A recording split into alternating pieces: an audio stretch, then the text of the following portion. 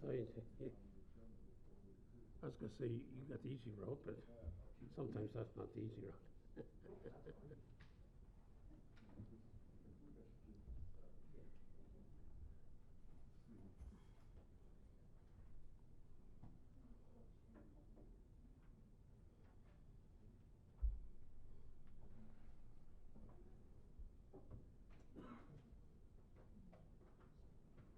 We do that whole budget thing. Yeah. It's nasty looking. But, well, I don't know if you saw that. There's one spot in there for new playground equipment for Foley. I saw that, yeah. And I said, It's a lot of money. yeah, we don't need, we got, what, 3 sets down there already. I thought we just added brand new set of Yeah, and that's one thing we're gonna look at. then hold offs here. Maybe. Yeah, we gotta figure out a way to cut it down a little. Yeah.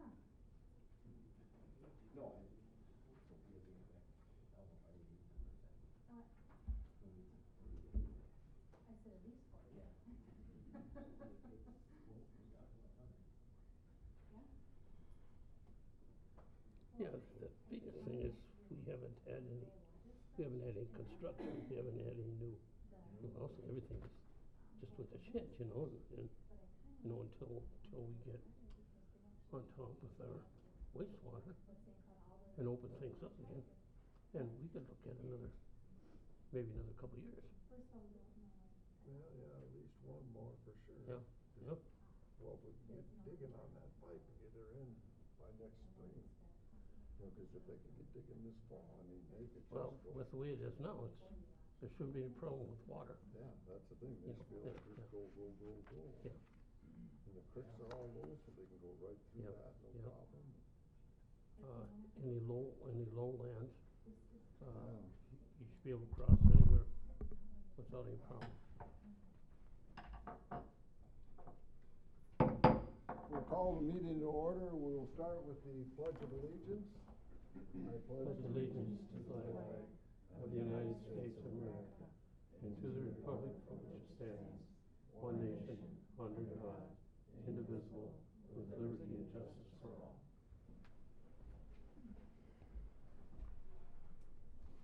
Okay, before we vote on approving the agenda, I would like to make a motion to move from other business, move the fiber project up in front of the discussion on the budget, because we have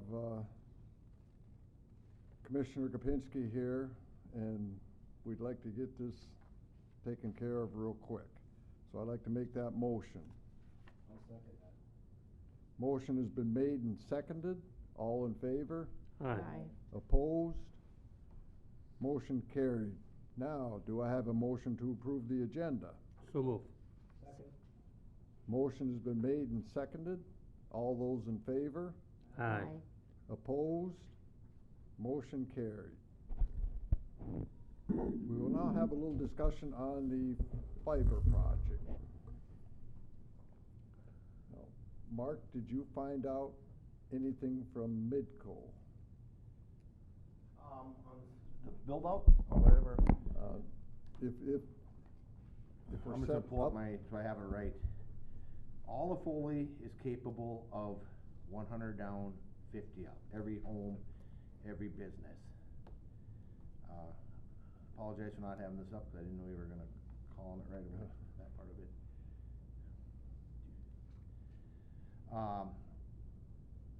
Foley does have a gig availability. Can you pull it up, sir? From yesterday? Sorry. Yeah. What would you be under? no, Sorry about that, Jared, if I could ask you now, I'm not Steve a Johnson. computer kind of guy, but now a gig is, if we go 50 up and 100 down, is that good, or? That is good. I mean. That is for- what- It's good for a city, it's good for rural, I mean, gig up, gig down, really, I mean, perfect. 'Cause That's done with fiber. I have no idea what a gig even is. And that would be very ample, we would need nothing more than that, that would satisfy the city? Correct. Okay. But I would caution, I think that those numbers need to be proved by all the citizens. Cause they can tell you one thing and actually be delivering another. Just for instance, in my area, I'm paying for more than what I'm getting. At my house, I'm getting 11 up and 33 down. What Midco, Mr. Mayor? Yeah. Midco's saying we can deliver 1 gig by 50, so 1 gig up, 50 by 1 gig down, 50 up. Modem service to any business or residence in city limits, $99.95 a month for residential. We can also provide a gig by gig fiber service to the enterprise customers, and we based on a contract. What that's saying is like the businesses would have to, they gotta sign into a contract, I'm sure it's to tie them into a 5-year lease or something like that to, get them, whatever the year is, I have no idea. So, he is saying that, Steve Johnson is saying that Midco has the capabilities to do this throughout the city. He did call today, I called him back, I haven't talked to him today. There are other companies out there that are offering bids for this, yeah, no, or are we just working with Midco? We have CenturyLink. We currently have like Midco and CenturyLink in town right now. The other provider that we were working with before was Arvig, not Midco, it was Arvig, so that was a different provider.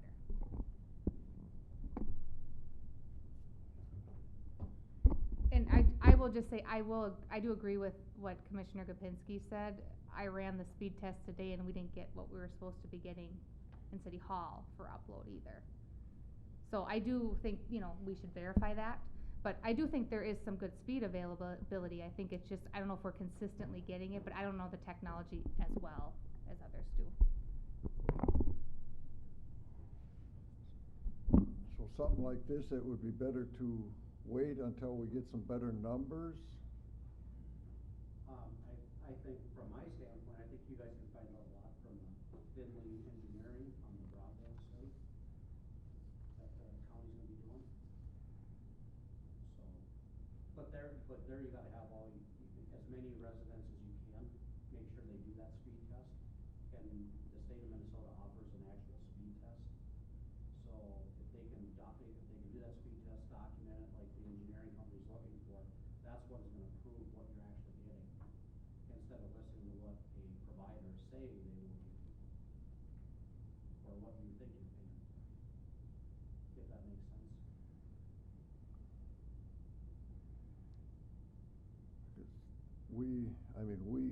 We wanna get going on our sewer pipe. We wanna get that started as soon as possible, cause it's a perfect year for digging. And in my opinion, I want the county to be partnering with us, but to actually take over ownership. But I wanna make sure we're getting, if we do get a line, if we do have that dropped in from St. Cloud to Foley, and if we get them 12 strands, now that would cover the city also, would it not? That would be correct. And now I heard Midco had like copper lines, and those I heard are not that dependable or reliable.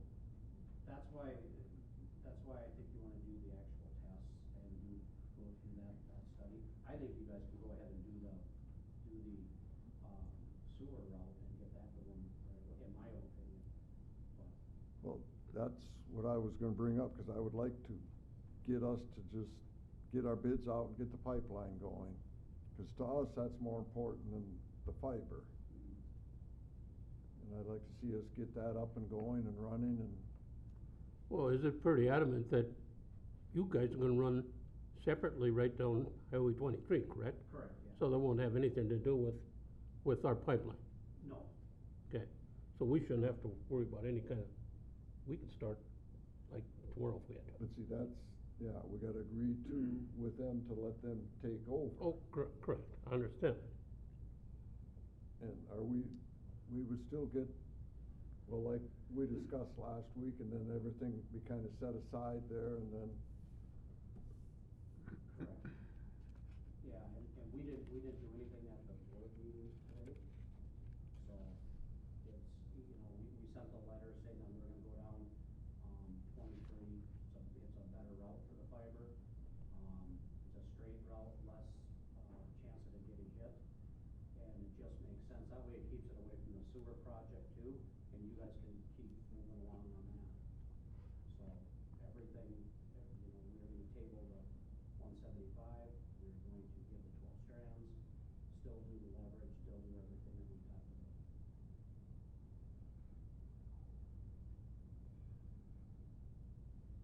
we need or we just? any- I'm confused what we're even talking about I here. think that's what I was just gonna say, I think we Because- need to update the council, the full council, on all of this. The letter says, we're not interested in doing business with you at all, the county is saying. You do your own project, we'll do our own project. So I don't know why you're having a discussion about this. No, They didn't accept our deal. Well, what it is they wanna work with us, we wanna work with them. And what it amount to is we would give them ownership of the line, they would get the route down 23. And then once they got to Foley, we would get the 12 strands off of that line. And then in the future, we can get some money from the county to help us expand out into the city. Yes, Jared? In reality, it's two separate projects. It's your sewer line and then the county fiber line. Correct. It threw a little bit of a wrench in there last week when we found out that Foley's speeds are higher than what qualifies for the ARPA money. So no matter if we wanted to build out all of Foley right now, according to the speeds that Midco says they have, and according to the speeds that I've heard you guys have, it still is like triple on the minimum qualifications To get any funding for this. Exactly. So that's the problem that you guys could use is Midco's providing way better speeds than what people probably realize right now. Now you just gotta prove them to make sure that that is the case.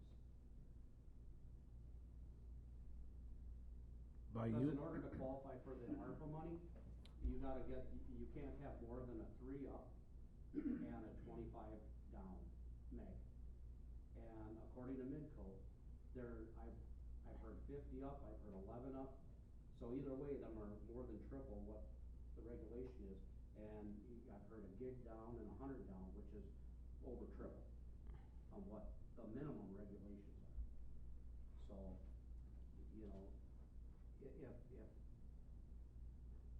there's a lot of things that come into play. If you start funding something like this and you find out that it doesn't meet the regulations for the ARPA money, which is big in broadband, that's what all this extra money is supposed to be used for, that and sewer projects and stuff like that, you could find yourself having to put the bill in the end, if that makes sense.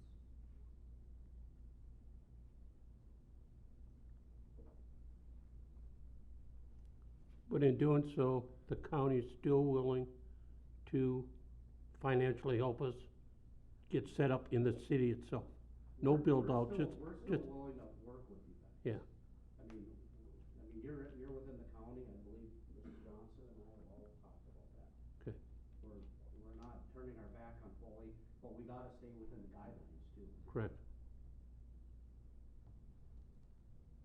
So would unserved or underserved people take a priority? Well, that's what the grant is made for. Yeah. On the ARPA money. Right. Yep. So you have people in the country that are on DSL that are dial-up Right. and to be quite honest, you guys are getting better service than I did at my house in Sauk Rapids. That's the truth. You're just talking Midco, not CenturyLink.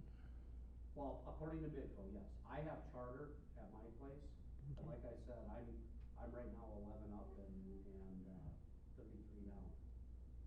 So I took a picture the other day. Scott, when they did 4, was that CenturyLink? Yes, CenturyLink's got fiber there. And that runs all the way to Mille Lacs? Right, and I actually asked them if I could, my post is 200 feet away. Yeah. They won't hook me up. So I'm on Foley's DSL, my DSL's coming out of your central office here, a block away. CenturyLink told me anybody within a mile and a half of that DSL, or excuse me, of the CO, you're on DSL. They're not gonna provide fiber.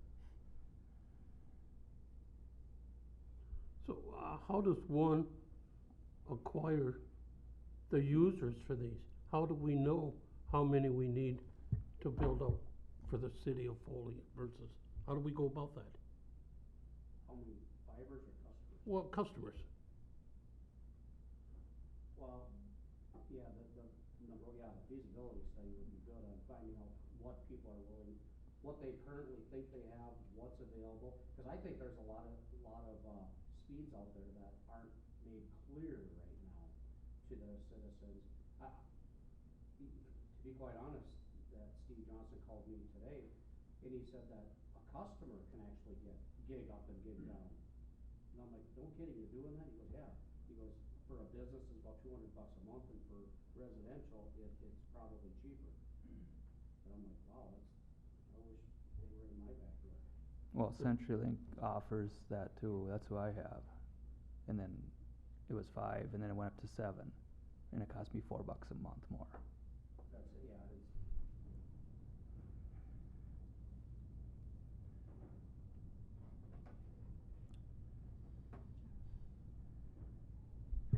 Can I just because it was requested of me at the prior meeting, about where we were at with Arvik, can I just go over where we're at with that, just so you have that information? Speaking with them, the last couple days, they are still interested in the conduit, if that's something the council wishes to do. So that was the original, laying the 2 conduits. They have, we've looked at that map again of city locations. They don't have concerns with those, about providing services to those. They did say lighting them, definitely not. They said they had to rerun the numbers on conduit costs, for those, is it 14 locations? But they said if that's something the council is interested in, they could have that to us probably in the next week or 2. They will, one thing that has changed is they said they would throw in the actual conduit, handholds, and PEDs if we wanted them to give that to us. The only question I would have on that, and I don't know for certain, is how that affects ownership. So we were initially budgeted to plan to put in the conduit. They said they would provide the materials, essentially we would put it in with the project. And then they said they would consider giving us 6 strands. So that's where that piece is at, just so you are aware. And it is about 9 miles of conduit that we're talking about.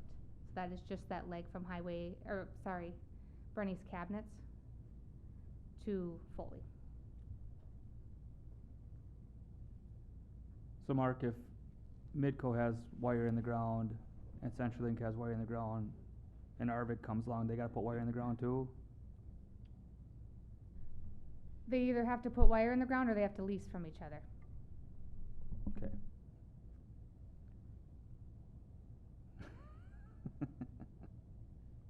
Well, I think it does happen. No, I understand all that.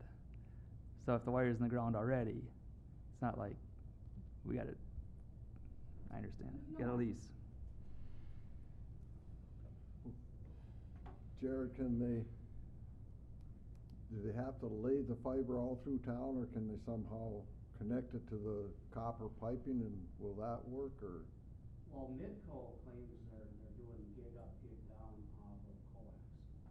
And they very well could be, but I'd like to see it proven throughout. But even if they were supplying half of it, them are huge speeds. But business definitely would like to have gig up, gig down. Your upload speed is very key in anything you do. Cause that's what you're sending out to, on like a Zoom meeting or anything like that. That's what you're presenting. That's how it's getting out.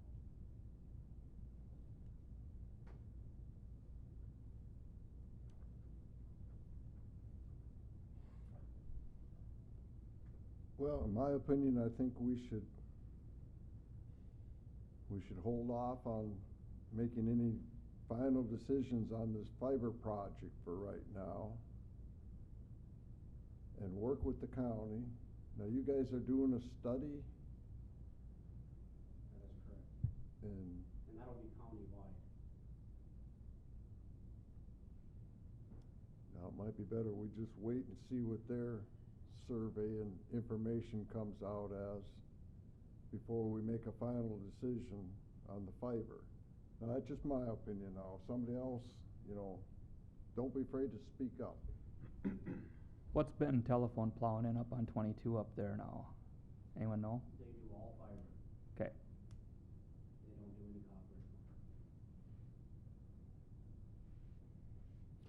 Well, I have a question. Is it correct that if we were gonna lay the fiber, that it was gonna be on top of the sewer, or is the county correct in that it was going to be a separate ditch? Whether we laid fiber or conduit, it was going to be alongside. It was never gonna be on top. It was gonna be along Okay. the side. In the same cost of digging the ditch or a second ditch? You know, they talked about options either way, but I think they were anticipating it would be like the force main and then the fiber or whatever it is behind it, like secondary to it. But maybe you can kinda ask. And is that our cost estimate? Our cost estimate that we had was for, yes, to provide, that was just an estimate, we haven't bid it yet. Mhm. But yes, they put it alongside Okay. of the force main. That was the plan the entire time because they can interfere with each other. That's how the engineers preferred it. Then, my other question, is there a timeline with the county doing this? There's a timeline with the bid specs. So what is that? If you don't want to proceed with conduit, we need to tell the engineers, you know, right now, they know that the county would like to go down Highway 23, but do we tell them just to remove armored fiber and a conduit option out of the plans, proceed with just the sewer pipe, or do we tell them to move forward with conduit and the sewer pipe? What's the Because it's difference supposed in- to be bid together. So, what's the difference in cost? We just have estimates now, I Wait, understand. initially, we had like 150,000, I believe, but I haven't heard back yet from an installer on a price on what we think just installing materials would be. So that, I don't have that right now, I'm still waiting to hear back. That The- would reduce our costs most likely, but I don't know, you know, I don't know enough about it. And I also said the ownership thing, I haven't clarified that either yet, cause that was a new thing that just happened today as far as, Arvig providing conduit handholds and PEDs, materials. The sewer's gonna go 8 feet deep. The fiber doesn't have to go that deep. They just lay it in there. It's basically, they're using a cat and knife it down 3-4 feet and that's it. Well, isn't it up to us tonight to decide whether or not we're gonna drop the joint powers agreement with the county? Well, they Let didn't the- approve it, so there is no powers agreement. So we don't even have that. So we just have to, You gotta decide what you wanna do with plans. You know, do you wanna, that's all, that's why you have that information, what we have at this point, and, you know, how we move forward with the wastewater project and bidding that. well, we have to move forward with the wastewater project. And it's not gonna be to any benefit to keep bickering on this when the county can take over, do it on their own, and they still will work with the city of Foley in obtaining what we need for us here in the city itself as far as broadband, correct? That's whatever, Yep. up to you guys to decide, what you wanna do. I don't have any problem with this, That, but we don't wanna own no, ourselves that's the why I said broadband. I would like to just set it up so we can get out the bids and get the sewer pipe going. And then as far as the fiber, we'll keep dealing with the county. If, like Commissioner Gopinski and Commissioner Johnson wanna meet, like with me and Mark and Sarah and that, we'll meet anytime, any place, and then we'll just iron everything else out with the fiber. And that way we can get going on our sewer line. For now, we'll just tell the Bolton Menke that it'd be just the sewer line going in right now. There'll be no fiber line following along with it. If I could, could we do that by motion, just so I am clear on the record, you know, what the council desires? Well, I have another question. I think the goal was to get high-speed internet broadband to Foley. And if we just drop it, we're depending on the county to get high-speed internet to Foley. According to Midco, you already have it. Exactly. Oh, I don't use Midco, so I guess I'll have to look into that. Myself, I would like to see the results of the feasibility study, because I understand that with the county, that we do have people that don't have internet, and I think that's important for them to get. We have internet. In my opinion, it would make sense to put the fiber in with the sewer line, but now with everything that's coming up, we already have it. So I understand completely how you're thinking. I think we just move ahead with the sewer project without the broadband at this time. On their end, they can do it a Yeah, lot less absolutely. expensive than I still joining up think- with us. I That makes believe sense. there's a spirit of cooperation, and I think we can work this out. Hopefully, when we get, they only improve it, make it better, and a process for us. Okay, I'll make a motion that we table the fiber project and get the bids out and start with our, Sorry, Mr. Mayor, you're not tabling the fiber Oh. project, you are, proceeding with plans that include only a sewer force main, no fiber within that scope of project and working with the county. Yeah, my motion will say that we're gonna proceed with our sewer pipe, get that going, there will be no fiber, just the sewer pipe. Now, Mark, is that? And then we will work with the county and they will work with us. Well, somewhere in that motion, we should agree that we'll work with the county in any way, means applicable to, for us as a city of Foley. Yep, I'll second that. motion has been made and seconded, any further discussion? All those in favor? Aye. Opposed? Motion carried.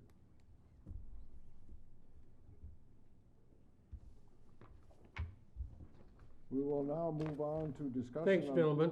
Yep, Thank you. Get her done. We will now have a discussion on the 2022 budget.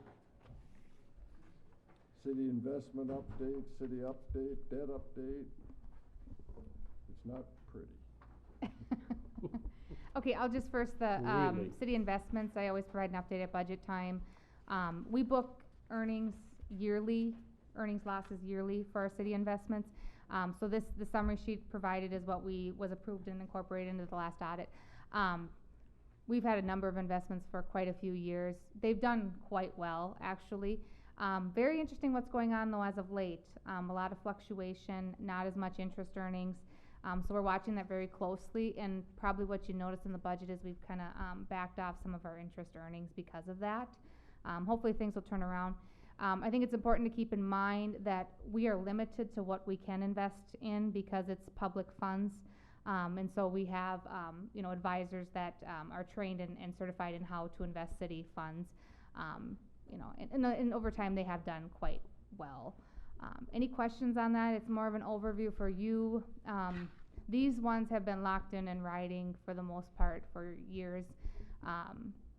Something we can tap into. I talked about using reserves for the sewer fund. Those are potentials that we can use for that. I always caution though, we like to keep a certain amount of investments because of our limited tax base. That is something that benefits us from a credit review standpoint by having some reserves, just because of some of the other limitations we have with our tax base. So, any questions? Nope.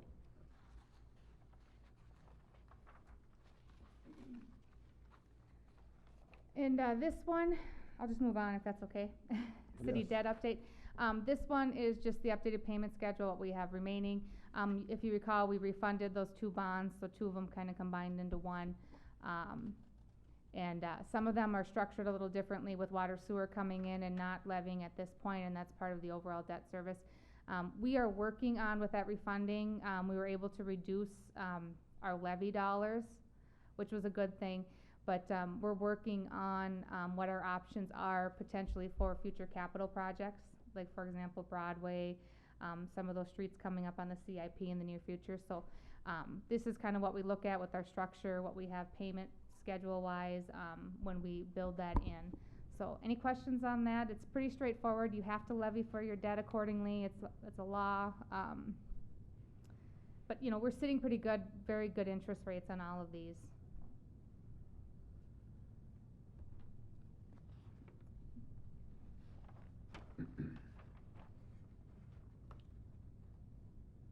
Anything else for that?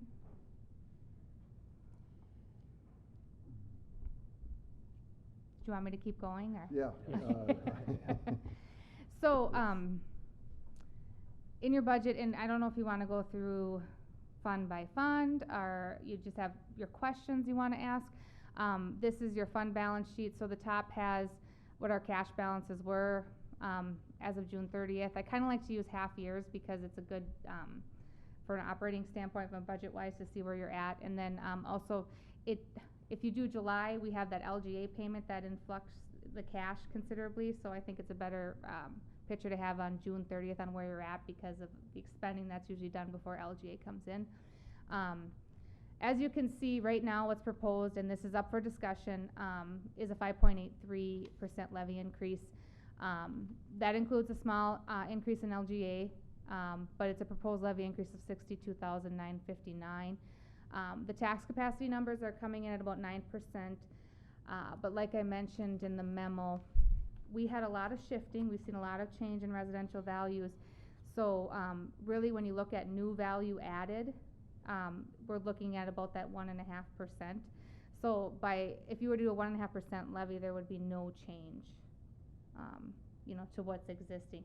But keep in mind, we can't always control all that shifting, but that's basically like a zero change. You've added enough to cover that, if that makes sense. Yeah, that's just a little bit higher than normal years, isn't it? You know, we've had some more growth in prior years, so we've been able to get rid of, or get more things in there because we've had more new construction. You know, we filled our housing lots. We didn't really have a commercial ad like we've had in years past, so there's just not as much new to go around. But there's still significant, valuation changes on the residential side, so it's gonna shift a bit this year. You're probably gonna hear about it because of what the housing market is doing.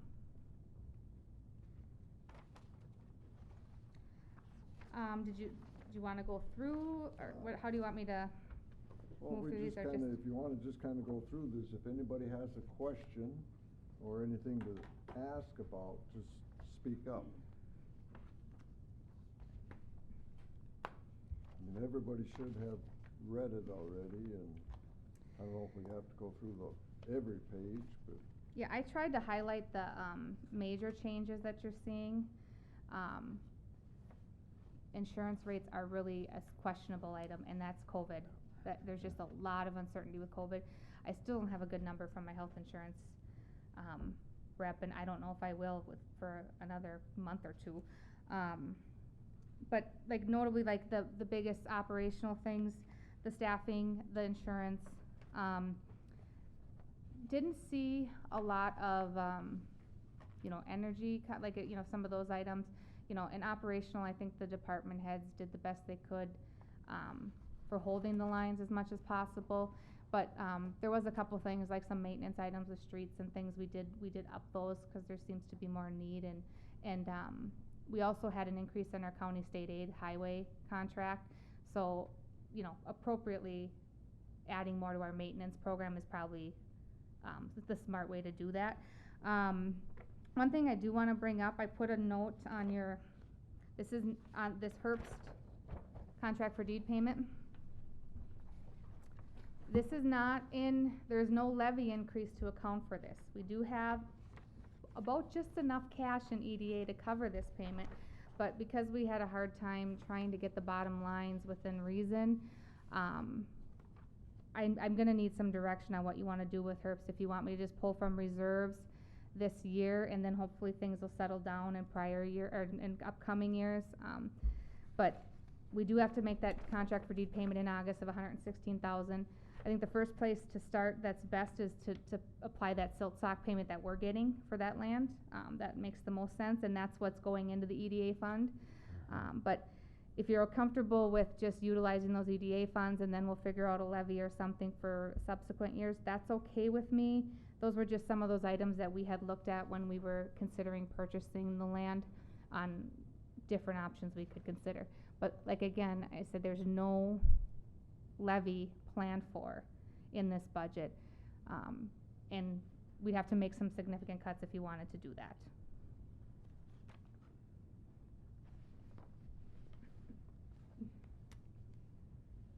Any direction on that or thoughts?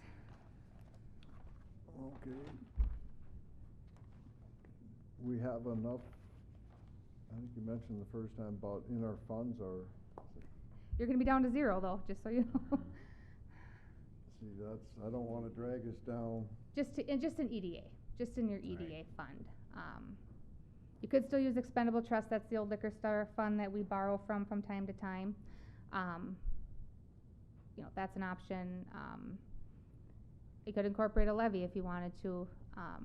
That's, you know, really up to you. It just really got tight this year, and we knew that it was probably gonna be a tight budget year, just with everything that's going on. So we could apply the silt sock payment to that? Yeah, and applying the silt sock payment is where that gets you to that fund balance that has just enough. Actually, it was kind of ironic it came out that way, but yeah, that'll get us just to that like $115,000 mark. If we earn any interest, maybe a little more. We don't really have any activity in that fund besides interest and payments, so it's not, you know. Well, I'd say we go with that. I don't know what anybody else.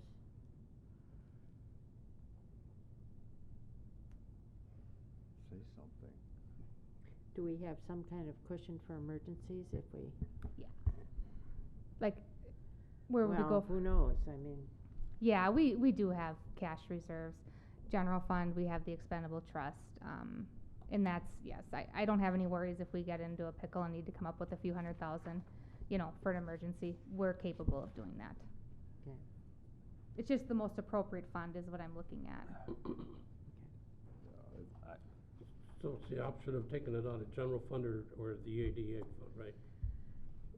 Either depleting the EDA or finding, yeah, if you want to do general fund reserves or the expendable trust, which is like a rainy day excess fund, you know, or like I said, levy. And, you know, those were just all the different options, as they fit. So what are we doing the COLA at this year? COLA is at 3% for, right, 3%?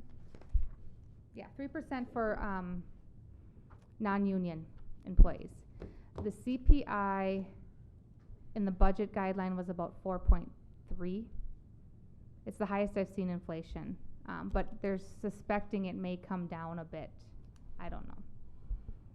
But COLA for non-union is 3%. Union, it would be based on the contract, because we ride that contract out. And they just keep going with that same COLA.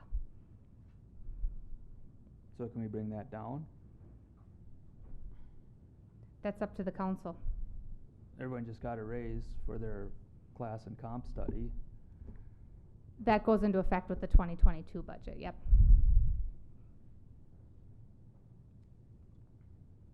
And that was assuming, the schedule you got, that was assuming the 3%. I've been a public employee for 27 years and never got 3%. And we're giving out 3% every 2 years to everybody, so it's 6%. So I don't understand how that camp and class was so far off that we had to raise it again. But that's just my opinion. With the state, I took 0 for 12 years in a row. And I was told, be glad you have a job. And the insurance didn't quit going down. You gotta learn, I went 5 years without getting a raise, period. You just learn to make it. I would say we go, personally, I'd like to see us apply the silk socks payments. Has that been made?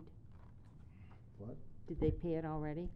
They're paying it in portions, so if you wanna apply the silt sock payment, then we wanna use EDA funds is what we wanna go to. The Okay. total is the 195, they've made 3 payments so far, so we have that with other cash in the bank. Okay, and we're sure they're gonna keep paying? They already paid this year, yeah. Oh, okay, It's I have no worries, they're not gonna pay. okay. Or we take the land back. We need a motion on that? No, direction's fine. Okay. Okay. I think I think that's what we should do. the majority go with that, Sarah. Okay, because you will, when I put the final package and then we do preliminary levy, you'll be voting on all that at once then. Is that Okay. consensus then? Yep.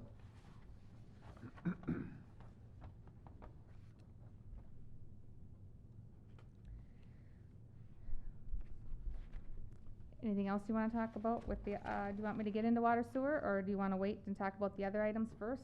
Well, The general fund levy, those type of items?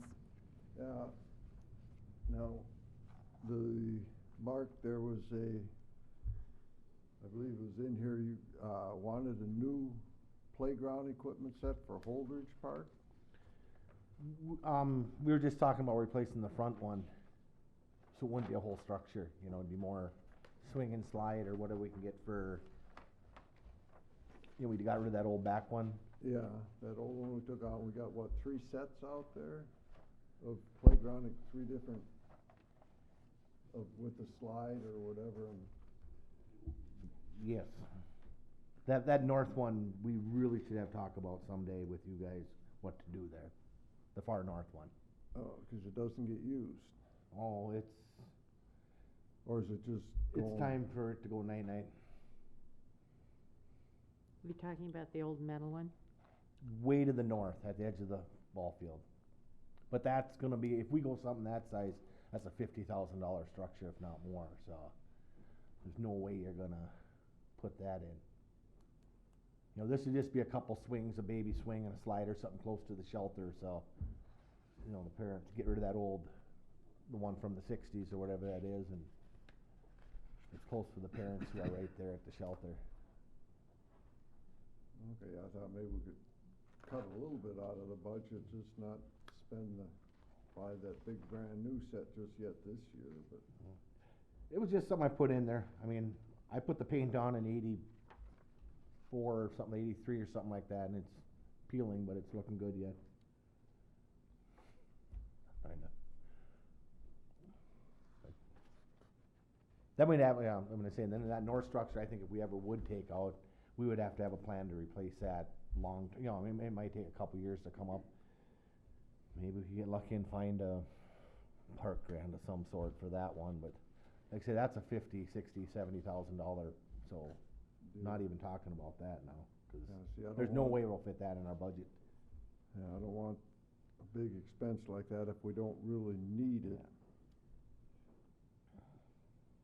I just never see that much usage out there, but then I'm not there all the time either, so. It's used a lot, the park is. Shelters were down a little this year, but a lot of daytime picnics.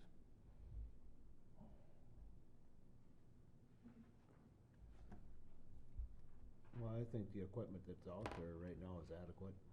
It gets used. I don't think, Hmm? I don't think it's a necessity at this time. I mean, Yeah, That's the- that's scheduled for 21, 22. I would like to see the old school playground equipment. I don't mind the swings, that slide, I think is so dangerous. I've talked about it before, I think if we just removed the slide and leave the swings, that would be good.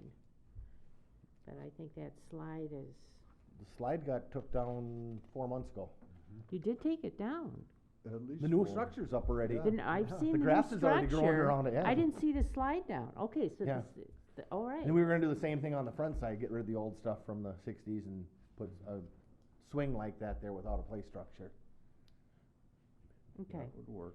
well, if the slide's But I down, mean, if you guys think it's I okay, guess and we I put don't hold look at that it off 1 anymore. year, I mean, I'd rather do that than probably streets or something like, not Yeah, seal coat or. I would just soon hold off on that for another year. But can we only maybe try it for now, move it 1 year?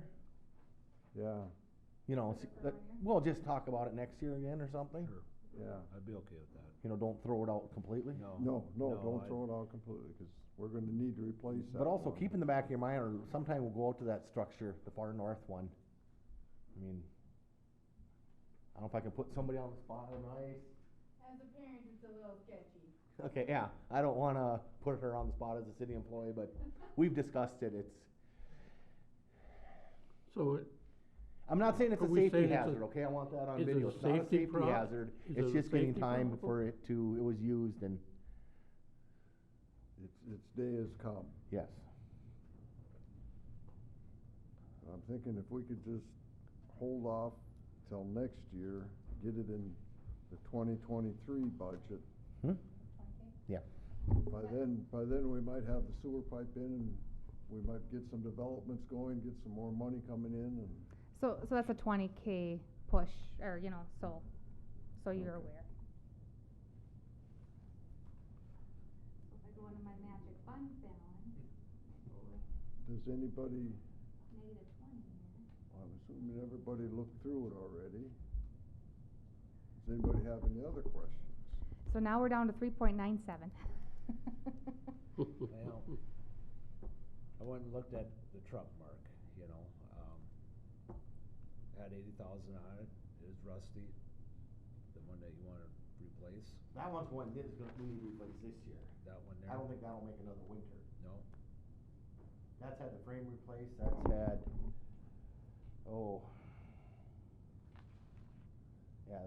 the one this year is, we had 3 scheduled to be replaced this year. We pushed the one to a play structure, the one we delayed a year, and then we're doing the one this year was the plan. I think it definitely needs to be done, that truck. But the one that you looked at was the one that hopefully I'll have in September for you. We can finally order, Chad actually called me today and we won't be going through Murphy's. He's actually asking us not to if we can, go through a state bid. He's got so many, he won't get all his vehicles this year, so. I suggested bikes with baskets, but. Oh, instead of the truck?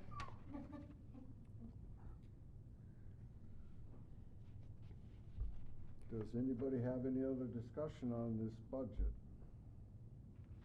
well, the pool, I think we have to raise, Oh, we're gonna raise, I think we have to raise the price of admission for the pool.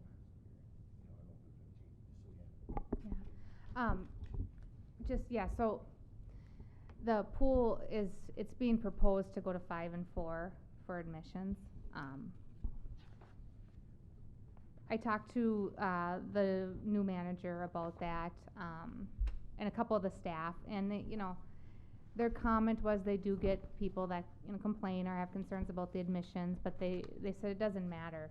They complain whether it's $2, whether it's $4, and they said they understood, they said there are still so many people that are appreciative of keeping the pool open and would rather have fees go up to keep it open versus, closing it down. So, I don't have any problems recommending that we increase the fees if it keeps the pool open. We've had a lot of staffing costs increase with wages, and, we're putting some money with the coping project, and we need, maintenance and so forth. I don't know if everything operational wise is still running, and, we might have to do some tweaks and stuff there, cause we had some, hiccups every year. So I don't have a problem recommending that if the council's okay with that. What's the rate right now? It's 3 and 4, so $4 for adults, $3 for students. and we're gonna bump it up to 4 and 5. Yeah. And we have not increased, actually, I was the one that increased it last year, probably, or last time, which was maybe 2012, 2013. It's been a while, yeah. Do we have any break for citizens of Foley?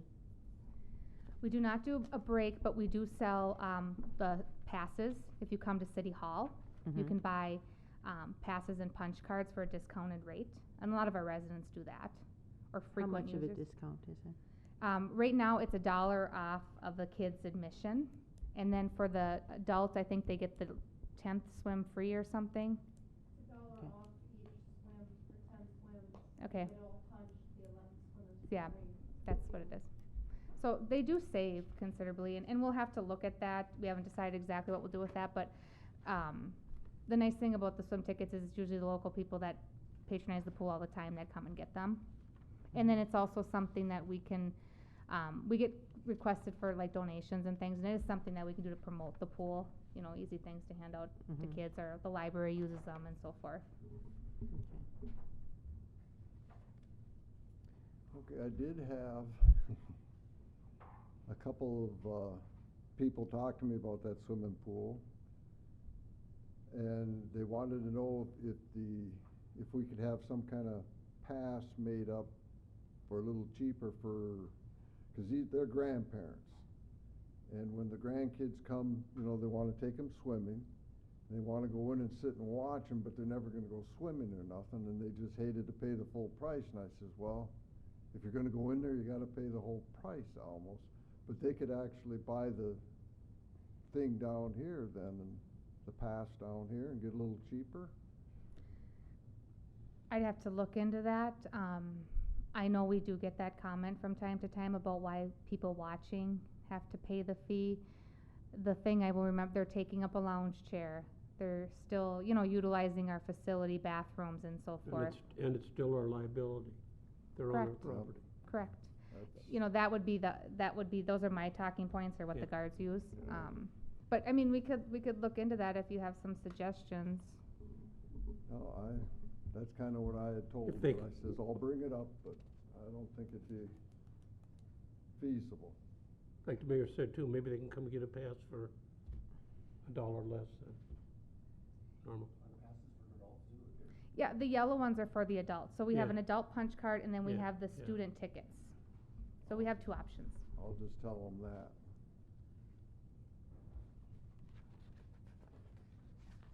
Any other questions, comments, or anything on the budget? Water and sewer? Water and sewer? Save the best for last, Yeah. right? So, do you guys get the sheet? We had a meeting today. We were going over some of the, O&M costs and trying to get a better handle on how this is going to work. You know, without bids and without actually operating the system, obviously there's a lot of unknown yet. But, what I think is important is the costs, you know, of the wastewater upgrade and what that's going to do to rates. Which is why I think it's important that we move ahead in that transition sooner than later. Just, you know, kinda looking and playing with some numbers, I have a proposal here. You can see what the rates are. It's a significant hike for sewer. It's a 70% sewer hike. But it also is transitioning it to a monthly billing. One of the big hurdles that we have come across is we can only finance this project at a 20-year loan. And that is because our average income of our city limits residents is too high. So we don't qualify for what's called WIF. In order to qualify for a 30 or 40-year loan, you have to meet WIF requirements, which we do not. And I have checked multiple times and multiple different people at the agency, and I cannot find a way around that. So that will increase our sewer rates more because we have to pay off that loan in a shorter period of time. And when you go from a 20-year to a 30, you go from a 30 to a 20 or a 40 to a 20, that's a significant difference in your payment. So this is not a proposal that's gonna get us exactly where we need to be. This is a proposal to get us on the way there and then give us some time to readdress that. We're still waiting for bids and actuals. We're still also working through, we've had Minnesota Rural Water do analysis for us. Our engineers did some analysis for us. We're gonna work through on how we charge like our commercials and our apartment buildings versus our residentials. It was also difficult. We're seeing some changes in our usage. We have a large industrial user that's been lower as of late. We had some shifting with usage that maybe went more residential and less commercial. So it's hard to get a good feel on where we're gonna end up, how much we're gonna have in residential, how much we're gonna have in commercial. So this is just the first big step towards making that transition. There will be changes. But what this does is is it does change our structure, so that people get used to a new cycle. That's monthly versus quarterly, and that's a big part of the change that I would recommend needs to happen, and I know that we've discussed at this level a number of times. It's not gonna change the cost, but I think it'll look more affordable for the user to pay in a monthly situation versus a quarterly. You know, I think that's a must. When you're talking about significant changes, that needs to happen, I think, to yeah. keep it as manageable as possible. When you talk commercial, with our new wastewater project, how's that gonna affect Pouch Tech? Is that gonna be a big advantage for them? Are there still gonna be some restrictions as to what they can dump in there? Can I take that? They're still required to have a discharge agreement with us. They will pay, one of the things that we're working through is we have, St. Cloud shared with us what they charge their high-strength users. And our intent is to bring forward a rate structure for them that charges them the same way. Because basically what we're getting charged is what we need to be charging them. So they will still be required to watch what they send us, but also, they will be charged accordingly to their load. So how strong their wastewater is in addition to volume. So I think they're trucking some of it out now, aren't they? They still are, yes. So that will eliminate that? I believe they'll still be trucking, won't they? It's gonna be more beneficial, they feel. Okay. That was a year ago. They feel it's gonna be more beneficial to continue this route. All right. Cause they're getting paid on the other end, on the dumping end. I just don't wanna see the rate increase to the amount where it might be difficult for them to operate, you know? You know, the one thing with the, sewer with Pouchek, they are an unusual business because of what they do. They recycle in-house. Okay. So that is adjusted on there because they have what's called a deduct, is that? Yeah, Osmosis system, and so they like reuse their water. Yep. So that does help with their sewer charges, cause they have a closed system with a separate meter and a separate monitoring that reuses their water. So, you know, some of that sewer is only dependent what actually goes down, and they Okay. are very conscientious about what actually goes down. All right. Mark, how many residents' billings do we put out? How many residents do we have, or water billing? Residential's like 756 or something, and then you got apartments of about 30-some. Comes up to just about 900 Yeah, with everything. So 912 maybe with. We have some that are double, like they get copies Yeah. of the bills, so it's around 900 is the numbers we're using for accounts. I have a comment. I don't see where there's any incentive to conserve water in this. You've actually raised the amount of water that people can use, the minimum. Well, the reason, we wanted to set the base, I didn't know if it was right for us to go backwards, because that, we have to make up with a larger rate increase. Mm-hmm. But we are not required to do conservation rates. It is something we can do if we'd like. I know there was a study it's probably been 10 years since they've talked about it, really pushed on it. When we met with Minnesota Rural Water, they didn't recommend it. They actually told us to just come up with a straight pay rate structure. It is something we can look at with the final, if you'd like. Well, what I see here is that, there's a minimum 7,000 gallons now, and we're gonna actually, for 3 months, we're increasing. It's gonna be 7,500 gallons. Now, there are people that don't use that. I'm one. And I think, I don't know if it would be just to lower it for everybody, or if it would be, I don't know how you would do that, but it seems that we don't look at this that often, that there should be some incentive to conserve water, because we have these droughts and stuff and we're worried about it. The only thing, I completely understand what you're saying, the only thing is we still need to get to a certain dollar amount to pay for the system. So somewhere along the line, somebody has to pay for it. I understand that, but I'm wondering, I'm not saying we should collect less money. I just wonder if people who use more should pay more. They do. They do. They do, they pay. But, They but they pay don't per pay more usage. until they use this,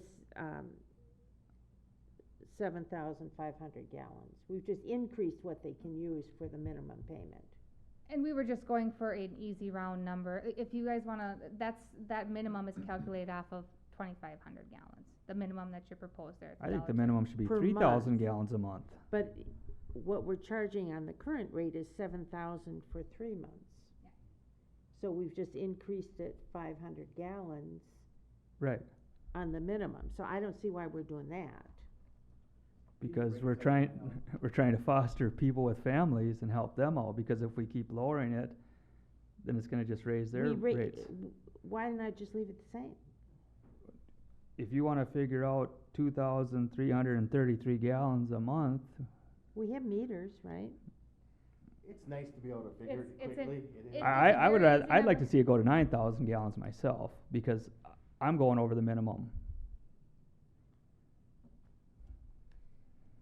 There is also that potential where you could establish the base rate, there are options with that, and we can look at that. Like I said, this is just the first step in the process.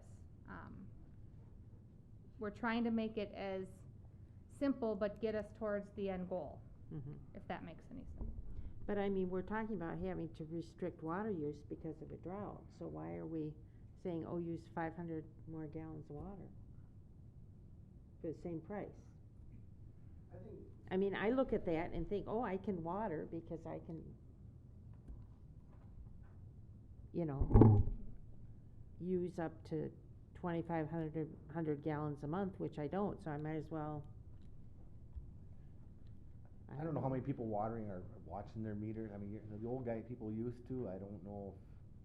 Like I said, I think it's the families that are going over a lot. Residential households. I've gone over, but I water my garden. I'll pay it. Mhm. Most of the time, it's the sewer charges that get them, The way? the sewer charges that, Oh, yeah. shock them, and this will really shock them. But the other good thing about monthly is they may be able to change their habits more quickly with the bills coming more frequently. Mhm. Well, I think monthly has to be, because I think people on a fixed income, if you throw them $100 bill every 3 months, they just don't budget for it. It's hard to budget for it with what they earn. Yes, we've got somebody, are we not taking questions? We can take one question. It was just a comment and on both sides of it, I actually agree with the monthly. I've been here almost 2 years now, and had it been monthly, I had a water running issue, and I ended up with about a $400 bill. And I live alone, I don't even meet the minimums ever now, but had it been monthly, I could've caught it much faster, and not had that huge bill. But my other comment quickly to the charges though, even though we wanna foster families, obviously, to live here in our city, for people that don't meet those minimums, they do live alone, that does hurt, one income household that, to promote younger, well, I like to think I'm younger people to come that move to, I moved to the city to hopefully start a family here someday, and that kinda hinders that ability for us to do that if we keep raising prices for when we're single. So, thank you.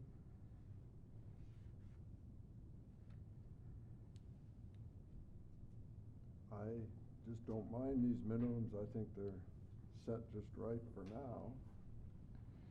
I'm single also. I've never used the minimum amount. I'm just used to it. It's just something I gotta pay. That's just, most people are just, know that's the way it is, and there's no problem.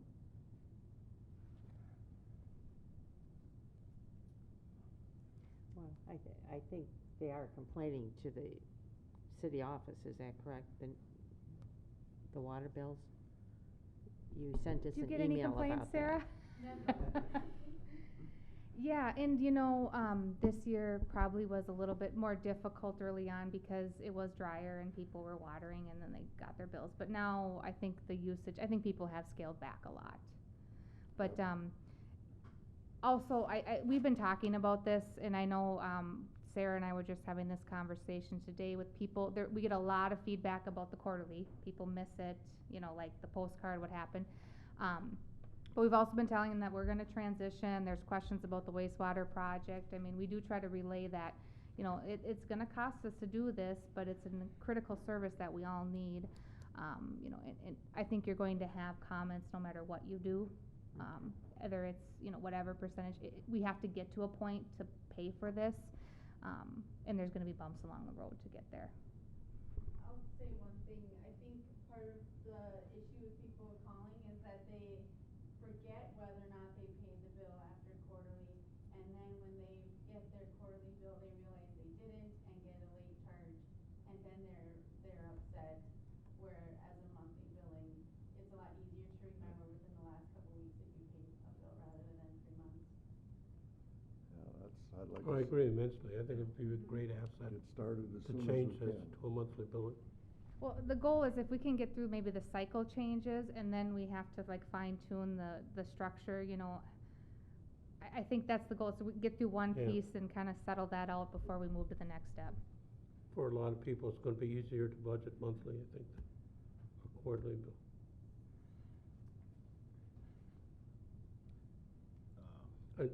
When Jack said 3,000 gallons, I thought, that'd be 9,000 quarterly. People aren't gonna use that, but they're gonna think they're getting more for their money. I don't know.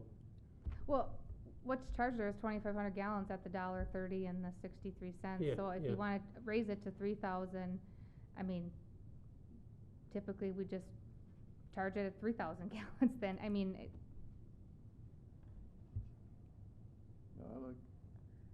I like the way it's set up. and I'm not, it's likely to change, I want you to know, Okay. it's likely to change as we kinda figure some of these other pieces out, but we really need hard numbers on the project to do that. That's what these are, or these are just projections, kinda good places. to This is the start. low end. This Yeah. ain't the high end. I'll guarantee you that. I'm glad you said The high it. end's gonna be 450 a quarter, not 150 a quarter. Well, I hope not that high, but it's not, this is a start, a big start, but it's not. So, I mean, we're talking peanuts right now. When you see it go up 200%, there's gonna be some squawking going on then. And I will say, if you look at the facility plan, we were looking at numbers that had us at a longer term debt plan, so that's throwing a kink into this project. We have to deal for it though, 'cause we still have to pay our debt.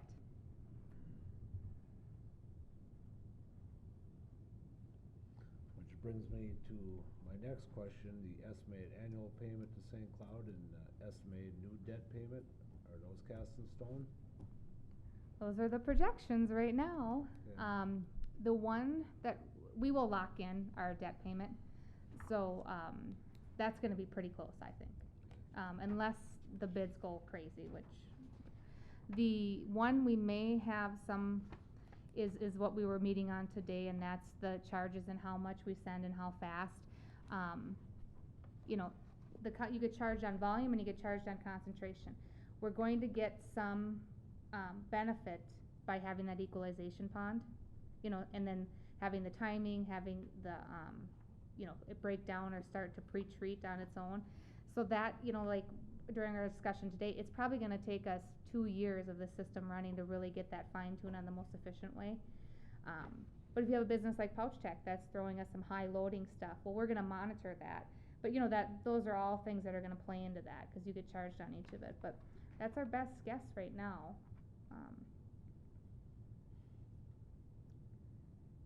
It's expensive, it is.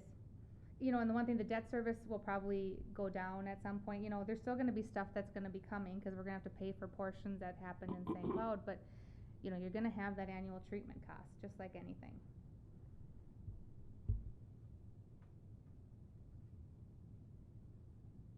Well, I think today what we're saying goes back to years back to where we were very low and sensitive in charging sewer and water rates. We were doing a favor to everyone and not increasing like we should have. Now we're at a point we have to, and it's a pretty big change. So it's really gonna be a seller's job to the community that, And you also have a system with the ponds that, I mean, the operating costs are little to none, you know. It's been paid for years, you know, it's. correct, Granted, the public works sometimes has to run around, try to get it all to work and, you know, balance out, but it's, you're just going to two completely different systems. And, you know, the thing you'll see, we have shown you those rate study books that we always participate in, and I think the new one was just released, wasn't it? I think it came in my email a day or two. You'll see the cities that have done projects. You'll see their rates go here, and then their rates jump when they do a project. It's just the reality. I know, but trying to sell that to, I can give you certainly some information if you do have people that are wondering why.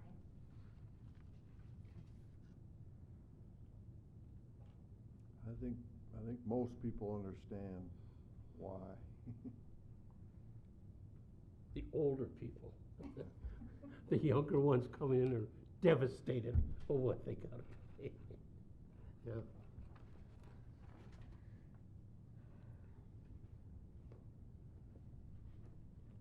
Okay, did anyone have any other questions or comments on the budget?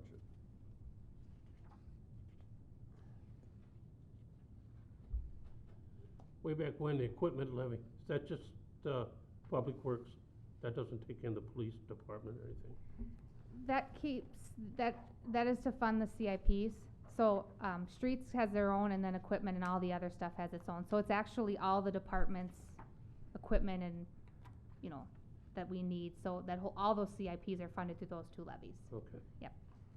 And you'll see them fluctuate. They're a little lower this year. We kinda shuffled some things around and, you know, to keep that overall levy as manageable as we can. So you're at 3.97% right now.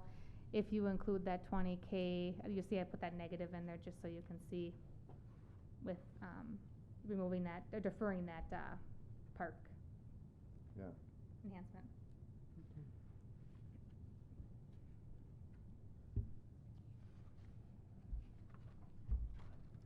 Does anybody have anything else? So when do we discuss the union police then, with their budget?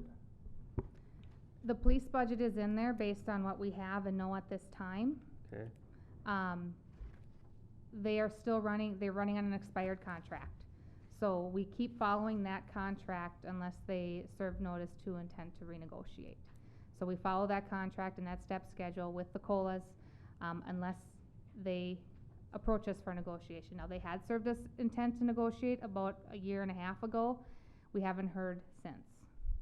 So And- we've just budgeted accordingly to what we have at this time. So what you're saying with the expired contract, they're still union? Correct, yes. They are still considered union unless they decertify, you know, or, But no one's paying union dues. no one is paying union dues to my knowledge. And with that, they don't have union representation either. They still have representation, cause they are still under a contract with the union. I can't speak to, you know, what the union members are getting from that. I have not been contacted by a union rep.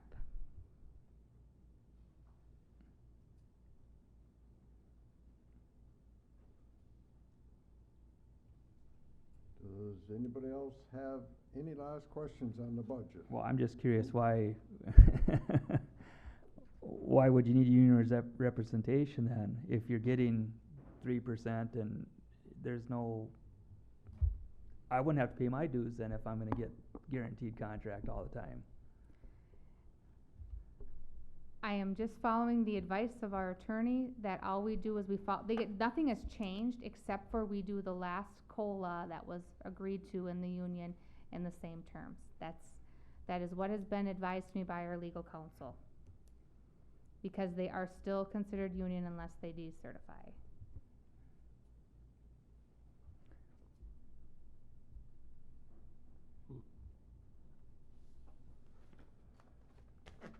we will now move on to discussion on the delinquent water and sewer accounts. I just wanted some direction from the council. So we were planning on doing shut-offs. I think I had mentioned to you, you know, we kinda had a rough patch there with some water bills and people, you know, being a little upset about that.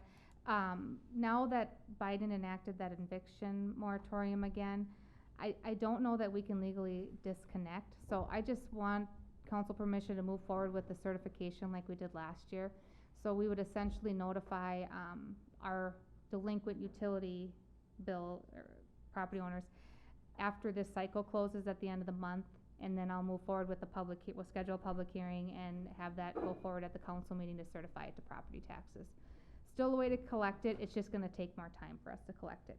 But I can't see that we can legally with that moratorium do that, and then plus we're, you know, if the cold weather rule, now that they've changed that, they've expanded that, by 30 days, I just think we're walking, you know, kind of a fine line here, and I don't feel comfortable recommending we move ahead with that. So are we comfortable with certification? Well, so if we're going to monthly billing, so how many months can they miss before we're shutting them off in the future? That would change, yes, that would definitely change, cause they would be delinquent as soon as they didn't pay 1 month. So we could definitely do shut-offs more frequently, as long as we don't have cold weather rule. But no, this is really just what we have existing, cause we have had people carry balances because of this emergency order and eviction moratorium for quite some time. I don't know how we've looked, have you looked at the last couple weeks? Has it changed at all or improved? We're getting a lot more payments in again, cause I pushed out that reminder today. Okay. I suspect that over the next, week and a half now, we'll see that second wave. We have the first wave of payments, and then the second wave right before it's due. Okay. So I think it's gonna change dramatically, in the next couple of weeks. Yeah, so just to move forward, try to clean as many of those up before the end of the year and get those on. I don't like to see the balances carry over any longer than they need to. And that's not good for the city for a cash flow perspective. So when are we going to monthly payments? This would be January 1. Okay. That would be a January 1st implementation. I would say proceed with that certification. And we've already hired extra help to compensate for this. That is part of the budget. Yes. So you have that extra full-time position built in for that, that's part of the budget. And we did, run the numbers on the additional costs for postage and cards and so forth too.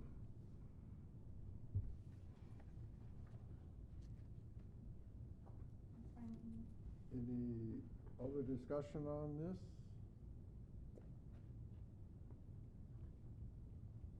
Well, then can I get a motion to adjourn?